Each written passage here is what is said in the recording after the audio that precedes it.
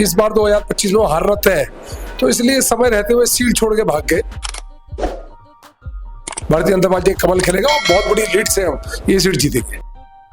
तो उसका आशीर्वाद मुझे जनता से मिल रहा है। जहां भी मैं जा रहा हूँ जनता मेरे कामों के प्रति बहुत आकर्षित है और उनको लगता है कि ऐसा जुझारू नेता हमें चाहिए जो हमारे रात दिन दुख सुख में खड़ा हो। नमस्कार, आप देख रहे हैं कैपिटल हेडलाइंस और मैं हूं वात्सल्य राय। दिल्ली विधानसभा चुनाव में 699 कुल प्रत्याशी हैं, लेकिन जिनकी सबसे ज्यादा चर्चा हो रही है उनके साथ ही हमें आप पहचाने गए होंगे रविंद्र सिंह नेगी साहब। सबसे ज्यादा आपकी चर्चा है, कारण सभी जानते हैं, लेकिन फिर भी मैं आपसे जानना चाहूंगा जो सबसे हाई प्रोफाइल सीट आपकी बन गई है, क्या कहेंगे, क्या क्या कारण देखते हैं? दिल्ली का उप मुख्यमंत्री मेरे खिलाफ लड़ा 2020 में। मैं जीते जीते हारा, वो हारते हारते जीता। तो वो जो अंतर था बहुत कम अंतर था। वो इतना कम अंतर था कि 5 साल वो परेशान रहा।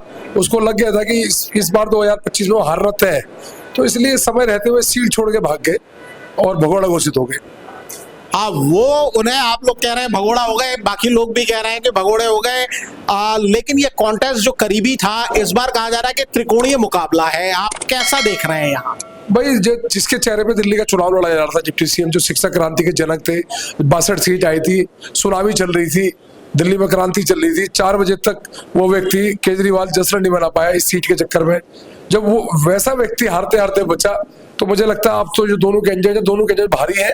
मैं स्थानीय हूँ, मुझे लगता है कोई फाइट नहीं है और एक तरफा भारतीय जनता पार्टी कमल खेलेगा और बहुत बड़ी लीड से हम ये सीट जीतेंगे। ओझा जी जो है वो भी शिक्षा की बात करते हैं, मोटिवेशनल स्पीकर हैं, और दूसरे जो कांग्रेस उम्मीदवार हैं वो यहाँ पर विधायक रह चुके हैं। आम आदमी पार्टी के प्रत्याशी वो कॉमर्शियल आदमी है। वो शिक्षा का व्यापार करते हैं। शिक्षा फ्री में नहीं देते, व्यापार, बिजनेस उनका बिजनेस है। वो पैसा कमाते हैं उससे। पहला आदमी देखा मैंने देश में जो शिक्षा से बिजनेस कर रहा है, पैसे कमा रहा है। हमारे मोदी जी सर्व शिक्षा अभियान चलाते हैं, हर घर में शिक्षा पहुंचे, फ्री में शिक्षा देते हैं। पर ये लोग पैसे देकर शिक्षा दे रहे हैं। ये लोग मतलब पैसा दो इनको तब ये शिक्षा देते हैं। तो ऐसे व्यक्ति को सीरियस लेते नहीं है। और दूसरी बात रही कांग्रेस की, कांग्रेस डूबता हुआ जहाज है, कोई भी व्यक्ति उसका सवारी करना मंजूर नहीं है। और इस बार कोई त्रिकोणीय मुकाबला नहीं है, एक तरफा मुकाबला है। भाजपा का केवल खिल के रहेगा। नेगी साहब, यहाँ भाजपा कम से कम 2 बार, एक बार तो आपके टाइम में, एक बार 2008 में जीतते जीतते रह गई। जैसे आपने कहा आप जीतते जीतते हार गए। सिंपैथी थी आपके लिए, बहुत से लोगों को, हमने भी उस चुनाव को कवर किया था, बहुत सिंपैथी आपके लिए देखा। इस बार क्या लग रहा है कि सिंपैथी है या प्रो आपकी तरफ होकर लोग जा रहे हैं? क्या फीडबैक ग्राउंड से आपको मिल रहा है? इस बार काम के बलबूते में लोग मेरे को आशीर्वाद दे रहे हैं, क्योंकि 2 सालों से मैं काउंसलर रहा यहाँ पे और 2 साल काउंसलर रहते हुए मैंने बहुत ऐतिहासिक काम किए। मैंने ऐसे काम किए जो लोग सोचते थे कि ये काम हो नहीं सकते। तो उन कामों का जैसे कुछ काम गिरा सकते, काम जैसे पार्कों में जो गुंडागर्दी थी, शराब माफिया जो शराब नशा बेचते थे, उनको गायब कर दिया। बहन बेटियों के लिए एक सुरक्षित माहौल दिया। लोगों को लगता है कि हमारा काउंसलर है, पहले लोगों को लगता ही नहीं था काउंसलर है। जो हमने कई ऐसे काम किए, कूड़े की समस्या थी, कंपैक्टर मशीन लगाई 3 करोड़ की लागत में।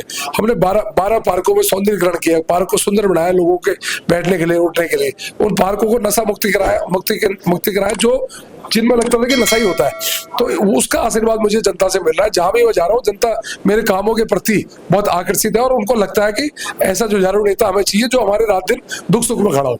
नेगी साहब, एक सवाल और मैं आपसे जानना चाहूंगा कि आजकल एक नई परंपरा आप जैसे युवा नेताओं ने निकाली है कि अपनी कॉन्स्टिट्यूएंसी के लिए भी वो एक घोषणा पत्र बनाते हैं, कुछ चीजें गाइडलाइन तय करते हैं। ये हमने गडकरी साहब के यहाँ नागपुर में भी देखा था, दूसरे नेताओं के यहाँ भी देखा। आपने भी क्या अपनी इस विधानसभा सीट के लिए कुछ तय किया है कि अगर आप बनते हैं, एमएलए बनते हैं या आपकी सरकार बनती है, तो आप ये कुछ खास करेंगे?